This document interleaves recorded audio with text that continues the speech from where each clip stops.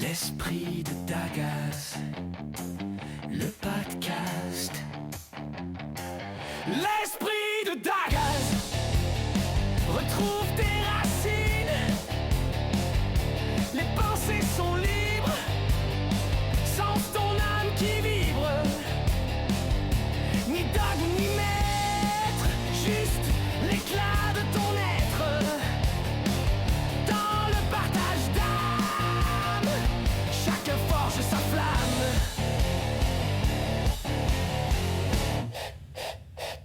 L'esprit de Dagas, le podcast.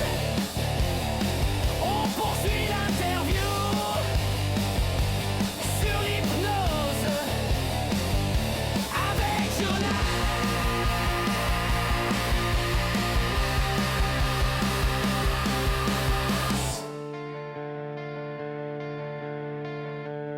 Et l'hypnose, alors, de manière de nouveau très, très globale, très mécanique, très terre à terre, c'est fait pour tout le monde, puisque tout le monde est en état d'hypnose au moins 2 fois par jour à l'endormissement et au réveil.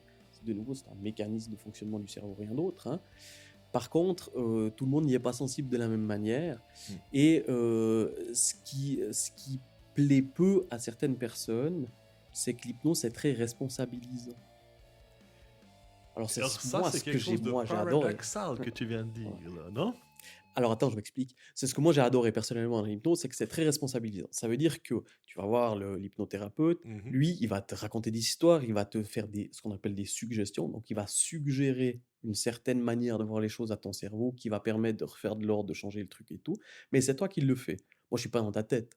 Je vois pas ce qui se passe dans ta tête. Je peux que suggérer des choses à ton cerveau. Des fois, c'est mieux, hein? Et oui, j'ai pas envie, en fait, absolument pas l'envie dans la Pardon. tête des autres. J'ai déjà assez à faire avec la mienne, hein, t'inquiète pas. Chacun sa On merde. est bien d'accord.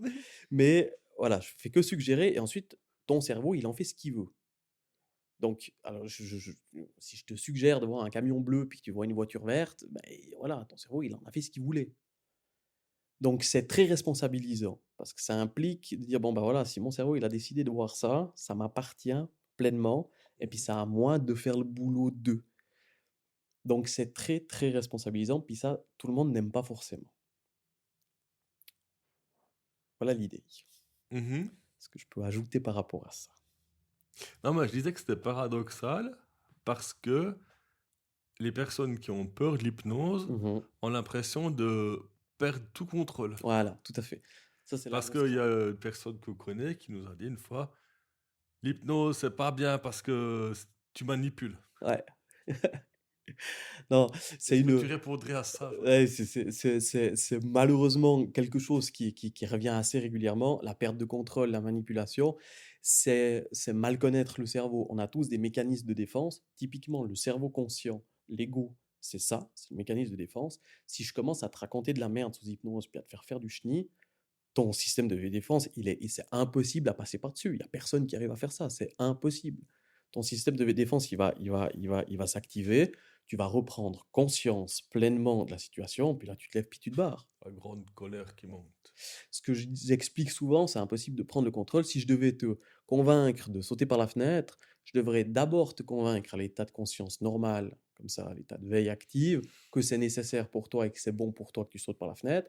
Si tu es normalement constitué, tu me verrais venir, voilà. Et ensuite, l'hypnose, elle permettrait juste d'enlever la peur de franchir la barrière. Est-ce que c'est pas un peu tôt d'ouvrir le dossier MK Ultra maintenant? C'est quoi ça? Mais tu devrais connaître MK Ultra. La manipulation du cerveau qui, avec Ouais. un mot, te déclenche Oui, tout à fait. une suite d'événements que tu devras accomplir. Oui. Et puis alors, clairement, hein, il y a des programmes clairs au niveau. Alors, l'armée américaine a énormément bossé là-dessus, Ouais, bah, les ils ont Russes ont bossé, énormément oui. bossé là-dessus, les Allemands ont beaucoup bossé là-dessus et tout. Oui, non, effectivement. Les Allemands, ils ont bossé pour les Américains. Et pour les Russes. Ouais, non, mais bien sûr. On Mais pas oui, fait de c'est- révisionnisme d'histoire. de nouveau, l'hypnose, c'est quelque chose qui date de vieux. Hein. Alors, l'historique, on dira, de l'hypnose, c'est vieux comme le monde, parce que de nouveau, c'est du fonctionnement du cerveau. Hein, donc ça existe depuis que le cerveau il existe. Voilà. Mais c'est plus rentré ça a plus été étudié, c'est Freud, Jung, les pères de la psychanalyse, de la psychiatrie actuelle, c'est eux qui ont bossé là-dessus principalement, sur l'inconscient, sur l'influence, justement que ça rassure nos comportements, et cetera, et cetera. Donc ça vient de chez eux, donc c'est vieux, l'hypnose. Après, c'est tombé un peu en désuétude, ça a été un peu mis au ban parce que bah, il y a notamment c'est un Mesmer qui s'appelle, alors c'est pas celui qui fait là maintenant, hein, lui il a repris le nom parce qu'il trouvait ça sympa, Il n'y a plus d'orteils. mais voilà, c'est qui a fait des trucs un peu bizarres avec l'hypnose, avec des cercles. Alors Messner, c'est celui qui a gravé les montagnes, qui a pris ses orteils, mais c'est pas lui, toi tu parles de l'autre. Voilà, moi je parle de l'autre, donc ça date des années, je sais plus, 50, 40, quelque chose comme ça, si je dis pas trop de conneries, même peut-être avant. Même peut-être avant. Enfin bref, puis lui, il a fait ouais, c'était un peu l'occultisme avec des séances de spiritisme, hypnose, machin, enfin voilà. Puis du coup, ouh là là, ouh là là, en plus, l'Église chrétienne qui a dit: «Ouh là là, ouh là là, ouh là là, non, ça faut arrêter, ça c'est le diable, ça c'est Satan, c'est eux, ils sont tous méchants». Et puis du coup, ça a été un peu diabolisé comme ça, parce que c'était un peu du spiritisme, et voilà. Ouais, ouais. Donc du coup, c'est tombé un petit peu, ça a été mis de côté. Et puis là, ces dernières années, notamment, surtout avec l'avancée des neurosciences, ça a réété étudié, et puis c'est redevenu un petit peu sur le devant de la scène. Comme souvent, les choses intéressantes, on leur dérive, elles sont bannies, puis une fois que ça s'est un peu tassé, ben, on reprend Ouais, c'est exactement l'essence, et ça, puis voilà. Et malheureusement, c'est ce qui a fait aussi, bah, alors on dira le point négatif, ça nous permettra justement de parler un petit peu de ces spectacles. Le point négatif, c'est que comme c'est s'est démocratisé un petit peu, et ben voilà, ben, on a commencé à faire des spectacles. la question que j'aimerais te poser, est-ce que tu veux partir sur les spectacles ou est-ce qu'on veut partir sur le côté spirituel? Mettons un petit peu les spectacles parce que ça nous permet d'avoir des données aussi un petit peu pour tasser le truc et puis pour expliquer un petit peu. Donc, l'hypnose spectacle, alors c'est clair que c'est du divertissement, ça reste du divertissement. Maintenant, ben voilà, on a tous vu ces mecs qui font les poulets sur la scène. On a l'impression qu'ils perdent le contrôle et puis on n'a absolument pas, personne n'a l'envie d'aller faire ça. À part si je suis fortement payé, puis encore, j'ai mon prix, puis il est élevé, mais si je suis fortement payé, je pourrais y aller. Mais sinon, si tu me demandes comme ça, si va faire le poulet sur la scène, mais hey, ça va ou bien? Il y a des gens Jamais de la vie. il y a des gens qui sont faits pour ça, puis il y a Voilà. d'autres. Donc, en fait, ce qui se passe, comment ça se fait que certaines personnes se retrouvent à faire les poulets sur la scène, puis qui trouvent ça absolument génial? De nouveau, il faut comprendre un petit peu le fonctionnement du cerveau. La personne qui va voir ce spectacle, donc qui paye son billet pour aller voir des gens qui font les poulets sur la scène, si elle se rend sur place, consciemment ou pas, donc ça peut être un mécanisme inconscient justement, elle s'attend à ce que ce soit peut-être elle qui fasse le poulet. De toute façon, son cerveau, il va anticiper cette possibilité-là. Ça, c'est clair, net et précis. Ce qui fait qu'en fait, il y a des neurones qui vont aller se grouper sur cette information-là, puis qui vont être attentifs à cette information. Et puis ça, c'est des bras de levier. Parce que ça veut dire que le Ok. cerveau, il est déjà prédisposé à être attentif et à répondre à cette situation-là. Donc la personne, Conditionne. elle s'auto-conditionne à aller potentiellement faire le poulet sur la scène. Donc tous ceux qui achètent les billets pour la première rangée, tu peux être sûr qu'ils veulent faire, qui sont... En tout cas, il y a une partie d'eux. C'est excitant de penser qu'on C'est pourrait exactement finir. ça. Voilà. Et de nouveau, que ce soit conscient ou pas, hein. Il y en a qui le font très consciemment, il y en a, ça clair. peut être tout à fait inconscient, et puis qui disent non, non, absolument pas et tout. Mais il y a une partie de cerveau qui n'est pas d'accord avec ça. Puis c'est cette partie-là que le mec sur la scène, il va aller chercher. Il va essayer d'aller allumer. Ils font des tests, ça s'appelle des tests de suggestibilité. Donc on est tous plus ou moins suggestibles à l'hypnose. On dit que dans une population lambda, il y a un 10% de personnes qui sont hyper suggestibles, donc hyper sensibles à la suggestion hypnotique. C'est ceux-là qui ont les doigts qui restent collés, c'est ceux-là qui finissent sur la scène.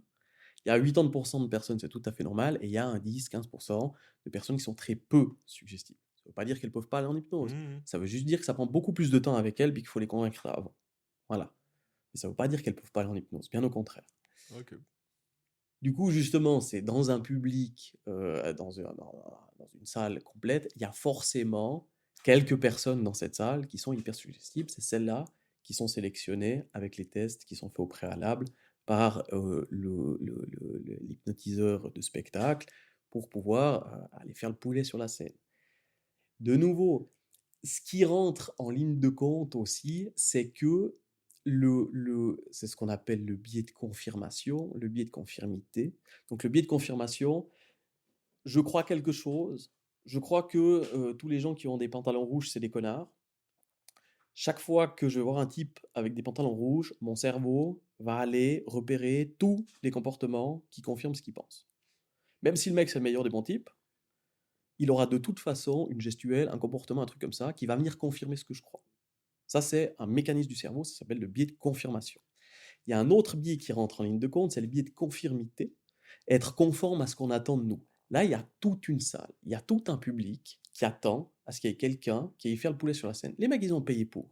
Ils attendent à qu'il y ait quelqu'un qui aille faire le poulet sur la scène. Et le cerveau, ayant besoin d'être conforme à ce qu'on attend de lui, c'est une question de survie sociale, donc de survie tout court, hein, parce que le lien social, c'est une question de survie, ne serait-ce que pour correspondre à ce qu'on attend de lui, va se mettre dans une position où certaines personnes, un peu plus sensibles à ce biais justement de conformité, à cette pression sociale, vont se retrouver sur la scène à faire les poulets, ne serait-ce que pour correspondre à ce qu'on attend d'eux. Et ça, typiquement, ça, il n'y a pas du tout en thérapie.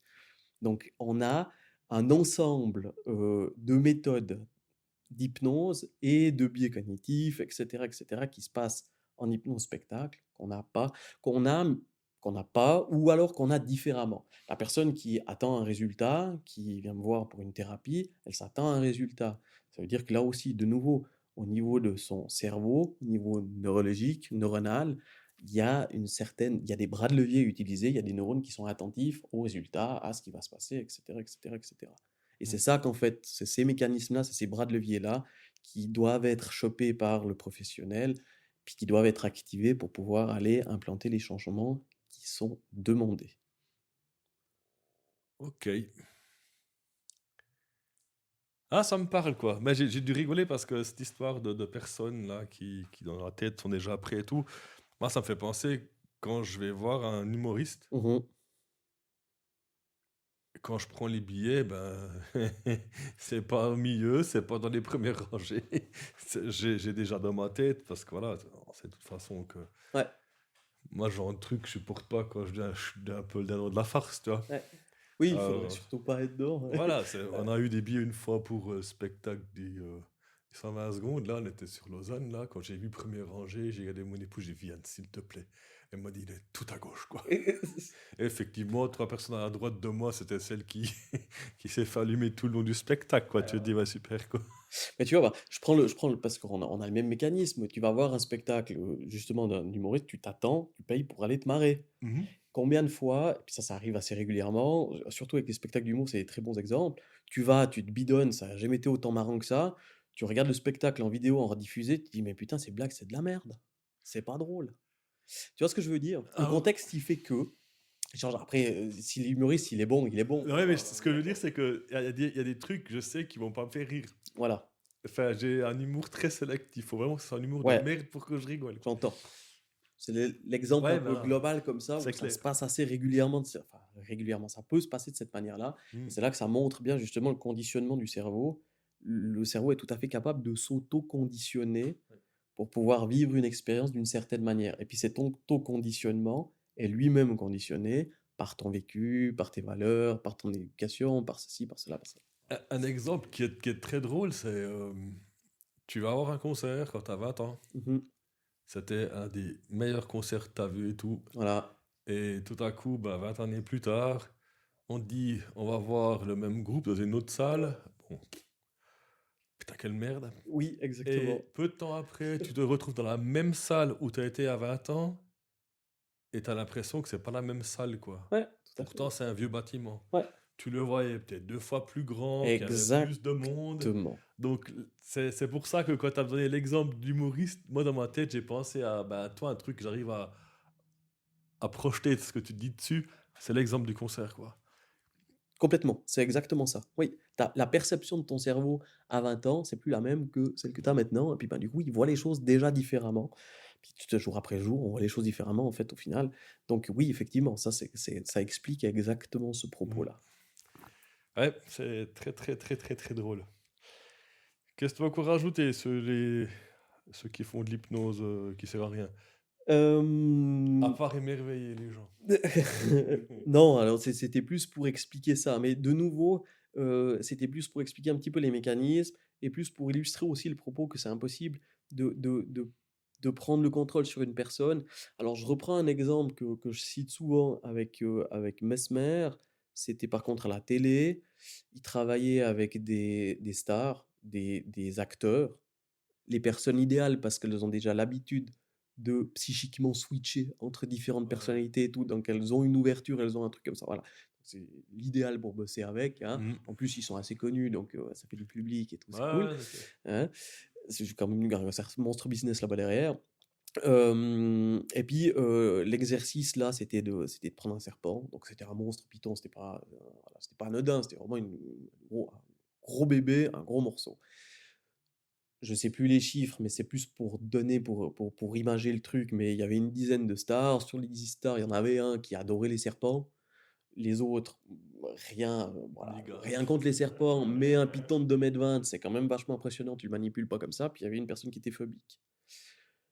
Mesmer les avait déjà mis sous hypnose, il a ses petits trucs, ses machins et tout. Il y avait déjà une relation d'hypnose qui était installée entre toutes ces personnes-là. Il les met sous hypnose, il commence à se passer le serpent. Alors bon, bah, le mec qui adore les serpents, bon, bah, voilà, on ne sait pas si c'est l'hypnose qui fait que, là, pas de différence. Les 8 autres là qui n'ont rien contre les serpents, mais qui sont quand même vachement impressionnés par ce python de 2 m, c'était la plus belle créature au monde, c'était copain comme cochon, vas-y que je te fasse des becs sur la tête et tout, il n'y avait pas de problème, il se passait ça comme si c'était la plus belle chose au monde. Super, donc là voilà, là on voit ce que l'hypnose. Par contre, la personne qui était phobique, elle est sortie d'hypnose et elle s'est barrée en cours. Voilà, ça c'est la limite du truc. Ah, je pensais que j'allais couper la tête du serpent. De nouveau, le système, on a tous des mécanismes de protection qui sont hyper puissants et que personne ne peut passer au-dessus. À part avec des méthodes, Donc justement, chez elle, c'était comme on voit dans les cours. un truc qui est monté mais qui était bridé, puis dès que c'était enlevé, ça. Ben voilà, c'est exactement ça. Là, il y a le cerveau conscient qui s'est remis dedans. Il a dit non, danger, trop gros danger. Boum, tchouk, je me casse, je sors d'hypnose, je me casse. Ce qui se passe justement dans ces spectacles, c'est que les personnes ne sont jamais en danger. Elles sont. Alors, ça peut être. En fait, elles sont juste ridicules, mais elles ne le sont même pas vraiment. Parce que toute la salle attend à ce qu'elles le fassent. Donc, de nouveau, biais de conformité, elles sont conformes à ce qu'on attend de elles. Donc, elles sont même pas ridicules. Elles ont fait ce qu'on leur demandait, en fait. Tu vois ce que je veux dire? Ouais, Donc, il y a ces incidences-là qui font que.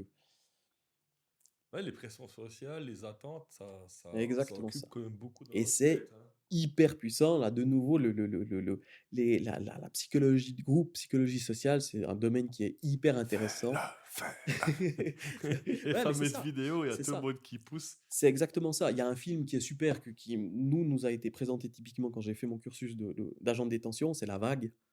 Un film qui est basé sur des faits réels, avec justement un campus, avec toute une mouvance comme ça autour de la vague et tout, qui conditionne les personnes et puis qui font clairement changer leur comportement. Donc là, c'est du lien social, c'est une pression sociale.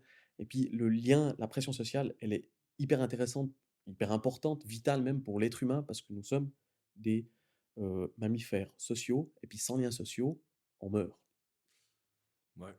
Donc le regard des autres, il est fondamental. Il permet de nous définir. Ouais, je vois ça. Non, mais j'ai encore dû rigoler avant quand tu as donné l'exemple de ce que les gens pensent en jugeant, puis ensuite qui cherchent les témoins. On va toujours penser de la vision du Valaisan vers le touriste. C'est-à-dire? Bah, Tu le sais très bien, quoi. Hein, suivant les plaques que le Valaisan croise, il y a ils des peuvent attentes. pas, Hein. là. Ah. Et ça, ouais, ça, c'est des expériences qui sont hyper intéressantes à aller, pour l'avoir fait moi-même à petite échelle, parce que tranquille. Mais typiquement, bah, voilà, les Vaudois en montagne, c'est la catastrophe. Eh ben, si mon cerveau est persuadé de ça, chaque fois qu'il y a un Vaudois qui traîne, il va le noter. Puis il va le noter, ça va compter double. Par contre, le Vaudois qui roule bien, il va soit pas le noter du tout, soit il va même pas capter, quoi. Mhm. Voilà, de nouveau, biais de confirmation, je confirme ce que je pense. Si je suis persuadé que les Vaudois sont des brêles en montagne, et si mon cerveau va avoir tous les comportements qui valident mon système de pensée. Tu veux maintenant le gag? Vas-y. La seule fois de ma vie d'habitant jurassien en Valais où je me suis poussé en descendant d'Ovrona, c'est que j'avais derrière moi une Subaru Impreza bleue. Classique. Donc maintenant, tout le monde rigole. Je Ouais. me suis poussé, c'est des plaques jurassiennes. Excellent. Il m'a Il ouvre fait. bien, Jurassic. Bon, j'ai aussi les plaques jurassiennes. Il m'a fait les signaux de panne. Puis il est descendu à turbo ouvert. J'étais mort de rire. Ça, j'ai dit à ma femme. Enfin, ça, c'est l'histoire que je peux raconter à tout le monde, quoi. Tu vois une Subaru Impreza, tu dis, ah putain, encore un de ces jeunes valaisans qui me fait chier. Non, plaque jurassienne. Ferme ta gueule, Super, Riley. super. Un expatrié. J'ai C'est un bien. expatrié. Mais Ouais, effectivement, peut-être. le- Non, un expatrié n'aurait jamais pris les plaques jurassiennes, mais il aurait trouvé quelqu'un Non, de la c'est famille clair. pour prendre les Ça, c'est plaques clair. valaisannes. Ce qui peut être intéressant dans ce genre de situation, c'est de prendre une feuille et puis clairement, alors là, c'est un peu plus le côté scientifique, Mhm. puis de noter, puis de faire des coches à chaque fois que le vaudois Ça, c'est unique. Moi, je me pousse pas. et ça permet de remettre en perspective son système de pensée. Là, on parle de ça, Oui, mais si on extrapole ça à nos croyances, nos comportements, nos schémas, etc., ça peut devenir vachement beaucoup plus intéressant aussi. C'est comme ça qu'on apprend à mieux se connaître, à savoir dans quel type de situation j'ai tel et tel comportement, est-ce qu'il est désirable, est-ce qu'il est souhaitable, mais des histoires comme ça, je peux te raconter 20 000, quoi. Beaucoup de gens le savent, moi, maintenant tout le monde le saura. Non, vu que je roule souvent le dimanche soir pour dans le Jura, avant je partais l'après-midi, mais t'oublies avec les touristes qui Non. rentrent, voilà. Mais en hiver, vu que beaucoup de monde vient skier en vallée, bah, je roule souvent très tard. Je pars à 9h, à 10h, j'arrive à minuit et demi en haut, quoi. Oui, Mais le gros gag, c'est que je peste quand même contre les plaques Bien genevoises sûr. et vaudoises par principe. bien sûr. Mais le valaisan, c'est quand même un spécimen aussi. C'est- Parce que le valaisan, Clairement. maintenant les valaisans, écoutez-moi bien, le valaisan va me dépasser dans le tunnel de Saint-Maurice, Oui. me passer devant la bagnole pour sortir à monter. Oui. Ah, c'est un bon Ça aurait point. été un peu moins compliqué Par de ralenti. me mettre derrière puis de sortir, vu que je roule au tempomate, mais il fallait qu'il passe devant. Ensuite, sur le bout droit, direction Aigle et compagnie, là, poum, il me dépasse. Je dis, mais gros, c'est un radar, tu ne vois rien du tout. Ouais. Voilà. Mais qu'est-ce qui va se passer après? C'est que des dizaines qui m'ont dépassé, là, toujours un ou deux qui vont arriver à Berne. Mais moi, à Berne, je les dépasse, tu vois.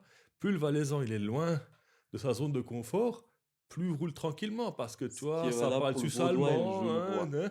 Et ce qui est valable pour le vaudois et le genevois, c'est pour Mais ça que les attends, vaudois... l'effet peu inverse plus tranquille chez existe. Quand je rentre le mercredi, hein, eh ben souvent, moi, je roule au tempomate, hein, moi, je traverse bien, boum, boum, boum, tranquille, j'arrive sur Berne, machin, je dépasse mes valaisans. Ben, sur le bout droit d'Aigle, T'as il les me mêmes valaisans redépasse. qui... C'est l'appel de l'apéro, Eux, ils rentrent bordel, chez faut eux, vite que ouais. j'arrive là. Donc, tu vois, cette histoire de confiance, Bien sûr. distance, de zone de Bien sûr. confort, c'est hallucinant. Et je dis ça en rigolant parce que, comme tu l'as dit, on a nos cibles genevoises, vaudoises en roulant parce que voilà, ils sont pas chez eux, entre guillemets, etc. Mais Vacances en plus. ils sont en vacances. Moi la tête. Et puis moi, je vois le même truc avec le valaisan que je côtoie tout le long Ouais, de bien l'année. Donc, voilà, je suis, comment dire, une autocritique de ce Bien que sûr. je pense, je le vois, et puis, ben voilà, ben. En voiture, moi j'ai les plaques jurassiennes, puis je pense qu'il y a bien du monde qui gueule sur moi, hein. Mais justement, le but, voilà, c'est de remettre en perspective. C'est ça que ça sert de nouveau l'hypnose, mais il n'y a pas forcément besoin d'avoir l'hypnose pour ça. De nouveau, c'est une sorte d'hygiène mentale, c'est de remettre en perspective ses croyances et puis d'aller chercher des éléments qui sont concrets puis qui sont factuels. Mm. Voilà. Donc, mettre des coches, le nombre de fois où moi je me comporte mal sur la route, où il y a des valaisans qui se comportent mal sur la route, et puis faire le parallèle avec les vaudois, puis mettre les mêmes coches, on voit qu'on arrive à peu près à égalité à la fin, très Après, clairement. qu'est-ce que c'est se comporter mal sur la route? Est-ce qu'on ne Voilà. répond pas aux attentes? Mais bien sûr, mais de Ou est-ce qu'on nouveau, suit le code de la mais route, quoi? on est bien d'accord, tout à fait, ouais, tout à fait. Voilà. Et de nouveau, là, on parle de route, mais l'idée, c'est d'imager tous les autres comportements qu'on a par rapport à des situations, comment on interagit avec soi-même, comment on interagit avec les autres, et puis tous ces petits comportements qui font que c'est plus ou moins agréable, donc plus ou moins tolérable, plus ou moins juste ou pas, sans mettre d'échelle de valeur dessus. Mais voilà, est-ce que le comportement que j'ai, il est en adéquation avec ce que je pense de moi-même? Parce que souvent, quand ça dysfonctionne, hein, de nouveau, on voit que entre la conscientisation de mes comportements, ce que moi je veux consciemment transmettre de moi-même, et ce que inconsciemment, quand je suis dans la situation, ressort réellement, il y a parfois des grosses dissonances. Exactement. Et le but de l'hypnose, justement, de nouveau, c'est d'aller rétablir un petit peu cette communication qui est entre l'inconscient et le conscient pour mettre un petit peu tout le monde d'accord. Et en même temps, ça va travailler sur la résilience. Complètement. Complètement. J'adore la placer, celle-là, parce que la résilience, c'est toujours le mot, à mon avis, qui est souvent mal compris. Les gens pensent résilience, ça veut dire je sais beaucoup souffrir et je sais fermer ma gueule et puis je fais ce qu'on attend de moi, même ça fait pas du bien. Ouais. Tandis que pour moi, la résilience, c'est il y a quelque chose qui se passe, je m'énerve, et ben plus je suis résilient, ben c'est le temps de l'énervement, il est court, quoi.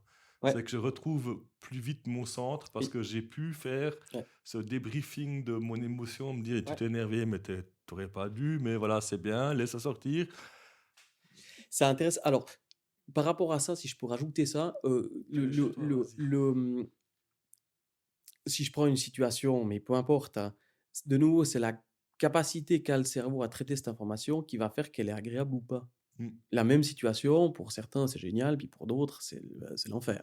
Voilà. Alors que la situation, factuellement, elle-même, c'est la même. Oui, j'ai encore un Voilà. exemple tout court Donc, après. c'est la manière qu'a le cerveau de traduire l'information. Puis en fait, le cerveau, pour pouvoir évaluer si c'est agréable, désagréable, si je suis capable, pas capable, ben, il va prendre la situation de la manière dont il le perçoit. Et Mm. ça, c'est très individuel, de nouveau. Hein. C'est pas factuel, c'est individuel. La manière dont il perçoit, puis il va mettre dans la balance les capacités qu'il est capable de mettre en jeu dans cette situation. Pas la totalité de la somme des capacités qu'on a, celle qu'il est capable de mettre en jeu. Puis ça, c'est très différent de celle qu'on a réellement. Hein. Celle qu'il est capable de mettre, puis c'est ça en fait, c'est cette balance-là qui va évaluer, qui va permettre au cerveau d'évaluer si s'il y a danger ou pas danger, je suis capable, je suis pas capable, c'est agréable, c'est pas agréable, j'y vais pas. Voilà. Et puis, de nouveau, l'hypnose, ça permet au cerveau de percevoir différemment, donc soit de bénéficier un petit peu plus de l'expérience, des compétences, ça c'est la confiance en soi, hein, c'est le bagage dont on dispose, c'est ce dont on est capable en théorie, et puis de mettre pleinement ce bagage-là en jeu dans cette situation-là pour pouvoir y répondre de manière plus adéquate par rapport à ce qu'on a envie de transmettre. Mm. Ben, un exemple de focus, comme tu le décris là, hein, c'est un truc tout con. Hein. Il y avait cette période, il y a une dizaine d'années, où tu disais, mais il y a beaucoup de groupes que c'est la dernière fois qu'ils tournent. Non, c'est maintenant que c'est la dernière fois qu'ils tournent, mais on était allé voir AC/DC à Zurich, et puis voilà, moi, c'était pas la première fois que je les voyais, gna gna gna. Stadion, grosse ambiance, guichet fermé, tutti quanti. Le batteur, ce jour-là, j'aurais pu lui foutre une claque, quoi. Mm. Alors, j'ai un passé musical, j'ai joué dans un groupe et tout. Et quand j'écoute un concert, il n'y a pas que l'ambiance. Moi, j'écoute aussi la manière dans laquelle il le joue, quoi. Ouais, Alors, il y a des gens qui critiquent maintenant le guitariste, Magnus Young, etc. Toute cette équipe-là, ben voilà, ils ont plus le même âge, quoi. Mais ce jour-là, le batteur, je l'ai tenu en grippe, quoi. ok. Il a foiré, l'entrée de Hells Bells, il était en train de s'allumer une clope. Et moi, j'étais en train de pester, mais putain, il fait chier, mais tu te rends pas Ouais, compte. ouais. Puis Viviane qui était à fond dans le truc, toi, concert super, AC/DC, elle adorait ça à ce moment-là, c'est cool pour elle, elle comprenait pas pourquoi j'étais grinche, quoi. Ouais. Puis j'ai dit, mais putain, mais 85 balles pour une place debout, puis l'autre connard là-haut. Et puis bon, je voyais très bien que le bassiste le regarde du style, t'as loupé ton la cigarette et tout. Et je me suis quand même, je veux pas dire laissé pourrir le concert à cause de ça, mais j'étais focalisé là-dessus. Ouais. Donc mon expérience de groupe, j'avais peut-être quelques rapports avec mon batteur dans le temps qui était un peu conflictuel, ben je l'avais pris en grippe, quoi. Mhm. Et ça m'a changé ma perception du concert, quoi. Mhm. Et j'y pense encore maintenant parce que j'ai très bien compris que juste ça a changé mon Mais expérience complètement. du jour. Ton cerveau, il était attentif à un autre type d'information que celui de ta femme, et puis bah, du coup, l'expérience, elle n'est pas du tout la même. Et autour de tout le monde, tout le monde avait les bras levés, chantait et tout, sauf moi. Voilà. Moi, j'étais le grincheux, là. Plus de ça, avec la climatisation depuis le plafond, ça m'énervait. Enfin, bref, quoi. Mais Ouais, c'était... voilà.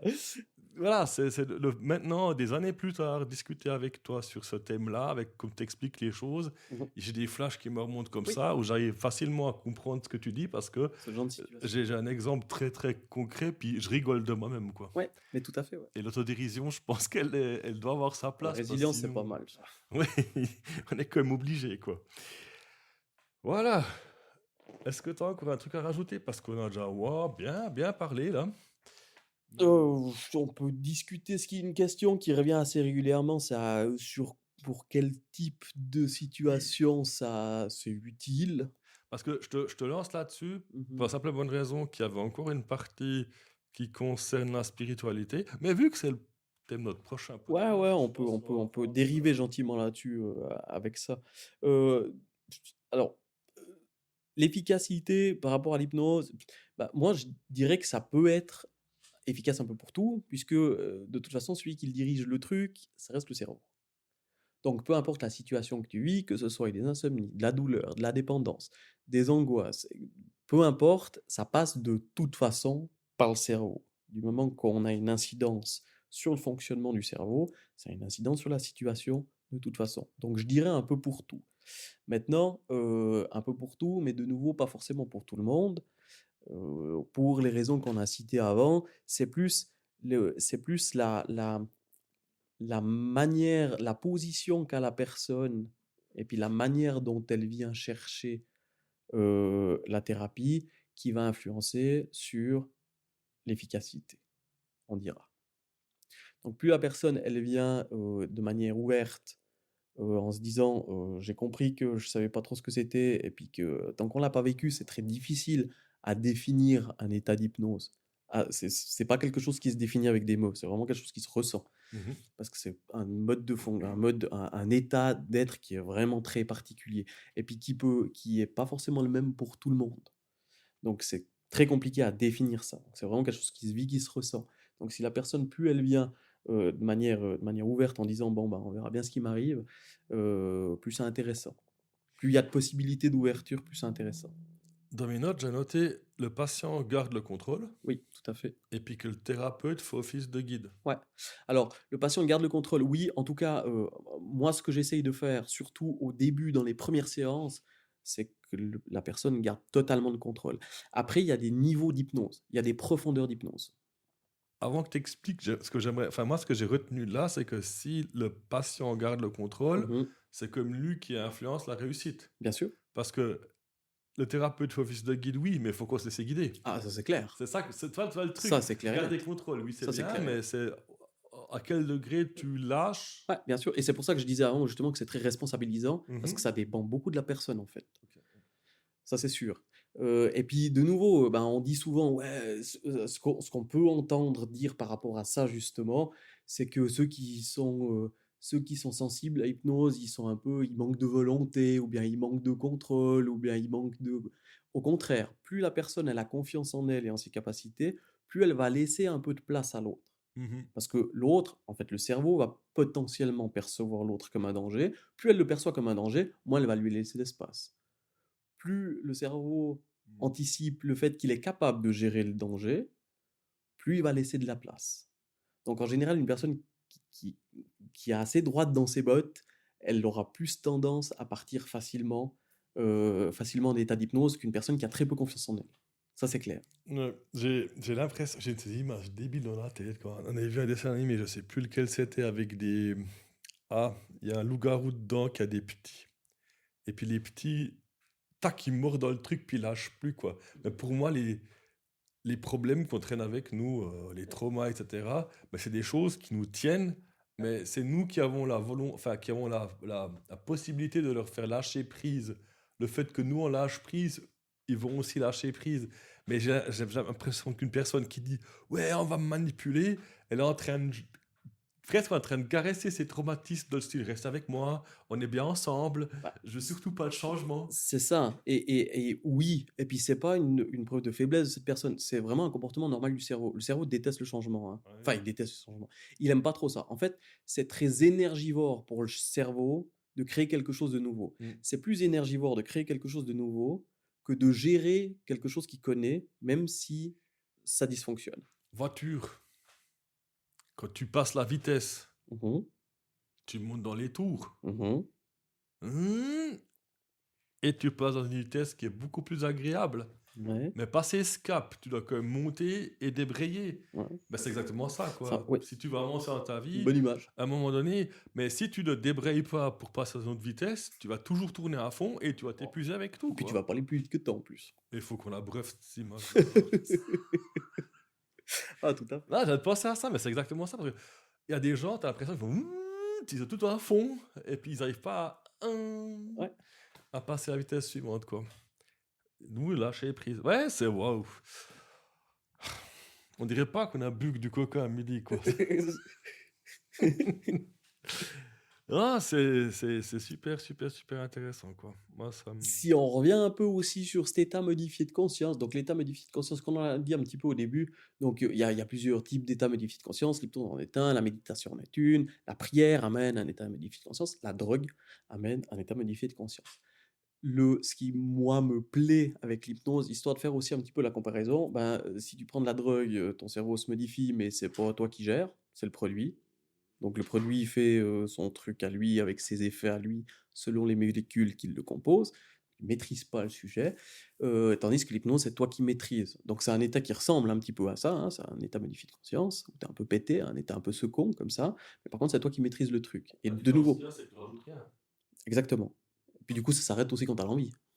Mhm. Voilà, hein, contrairement à la drogue où tu maîtrises pas non plus le temps, la durée, Ouais, tu maîtrises l'intensité ou pas, quoi que ça ce doit- soit. Voilà.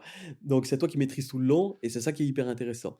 Maintenant, pour revenir à ces idées de maîtrise, pour préciser un petit peu ça, de nouveau, il y a des profondeurs d'hypnose. Il y a des hypnoses qui sont très en surface où la personne, elle entend la totalité de ce qui a été dit, elle peut critiquer, juger, évaluer, quantifier ce que je dis, anticiper, tout. Et ça marche très bien quand même, hein, il y a pas de juste ou de faux. Et puis il y a des états qui sont très profonds. Souvent, les personnes, quand elles commencent à avoir l'habitude d'avoir fait de l'hypnose, quand leur cerveau a identifié que je suis pas un connard qui vient pour les abuser, et puis que c'est bon, je tiens la route, et puis que voilà, là, elles prennent beaucoup plus confiance, et puis là, elles ont tendance à partir beaucoup plus loin dans l'hypnose, et elles, jusqu'à un état où c'est tellement profond que tu perds le fil de ce qui a été dit. Tu perds la conscience, à peu de choses près. Tu perds jamais complètement conscience, parce que le cerveau conscient, pour pouvoir le supprimer totalement, il faudrait aller dans le sommeil. L'hypnose n'est pas un état de sommeil, c'est un état juste avant.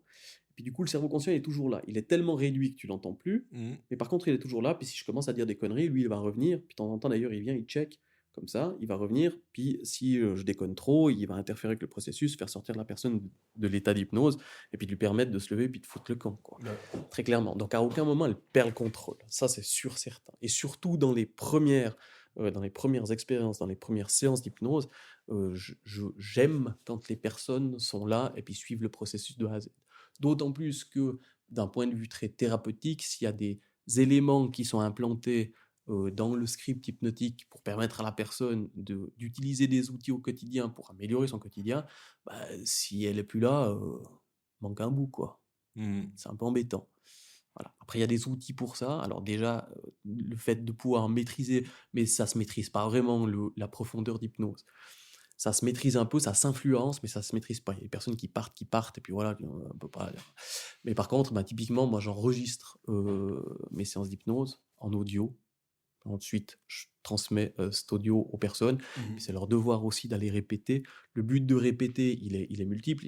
Alors déjà, de un, si la personne, justement, elle est partie trop loin, puis qu'elle a perdu le fil consciemment de ce que je disais, Mhm. elle peut le récupérer dans l'enregistrement. L'intérêt principal de l'enregistrement, c'est de permettre au cerveau de répéter. Parce que de nouveau, le cerveau, il aime pas trop le changement. Il aime bien ce qu'il connaît, Mhm. même si ça dysfonctionne. Et puis, malgré les changements qui sont impliqués en hypnose, eh ben, le cerveau, en fait, quand on crée des changements, on lui propose une autre manière de fonctionner, il va aller tester ça, soit concrètement, soit purement mentalement en faisant des scénarios, en disant, bah voilà, ce nouveau comportement-là, dans les situations que j'ai connues, le rêve, il va faire ça en rêve et tout, il va organiser, c'est exactement la fonction, il va aller expérimenter ça, si ça lui plaît, ok, il va le valider, si ça lui plaît pas, il est tout à fait capable d'invalider le processus. Donc le but de l'enregistrement, c'est de permettre au cerveau de répéter, répéter, répéter, pour que il implante ça comme quelque chose de naturel. Le but de l'hypnose, c'est de faire un changement pour que le cerveau fasse naturellement et puis qu'il y ait moins besoin de lutter. Si je prends une dépendance, par exemple, on va prendre cet exemple-là, le but, je prends une dépendance à la cigarette, par exemple, le but, c'est de convaincre le cerveau qu'il n'est pas fumeur. Point barre. Et puis qu'il intègre ça, parce que le cerveau intègre qu'il est fumeur, du coup, le produit lui demande, parce que dans une dépendance, il y a plusieurs facteurs. Il y a le facteur du produit en lui-même, de la molécule, Mhm. là en l'occurrence la nicotine, qui est un psychotrope, qui a une incidence sur le cerveau, qui peut créer une dépendance qui est physique, mais une dépendance psychique aussi. En général, si on a commencé à fumer, c'est toujours pour une raison. Surtout de la merde comme ça. Il n'y a personne qui dit j'ai commencé à fumer parce que je trouvais ça bien, parce que je savais que c'était bien pour moi, puis tu vois ce que je veux dire. Il y Oui, a toujours oui. un contexte qui fait qu'on a commencé là-dedans. Et là, il y a une dépendance psychique qui s'installe. Puis c'est pour ça que d'ailleurs, les traitements médicamenteux à la nicotine, ils marchent très peu. Parce que si tu soignes pas le psychisme derrière, eh ben, c'est pas très efficace, quoi, en fait, au final. T'as pas soigné la cause. T'as soigné le symptôme, mais pas la cause. Mhm. Voilà, peu efficace. C'est pas un ancien fumeur. Puis on peut extrapoler ça à tout le reste. Là, on parle de dépendance, mais tout le reste, c'est exactement la même chose. Ouais. Si on ne prend pas le mécanisme psychique qui a amené à ce comportement-là, puis qu'on ne traite pas ça, pas beaucoup de raisons que ça change. Exactement. Monsieur Dorsa, Oui, est-ce qu'on se donne rendez-vous au prochain épisode pour la spiritualité? oui, On va aussi parler, bien sûr, d'hypnose spirituelle. pas de problème. Alors, chers amis, merci de nous avoir écoutés jusqu'ici. Pour ceux qui sont arrivés, les autres, ils n'ont pas entendu. Et puis, on vous donne rendez-vous d'ici 2 épisodes.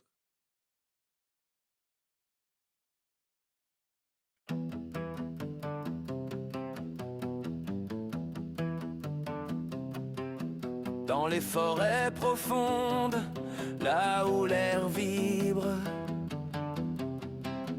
de l'esprit de Dagas jaillit l'âme libre. Odin guide l'œil, Freya émerveille par sa voix. Liberté sacrée, sans maître, sans poids. C'est l'esprit de Dagas, feu dans le cœur, liberté sans borne, sans fin, sans peur, au-delà des dieux, des lois et des chaînes. L'âme s'élève et danse au-dessus de la plaine.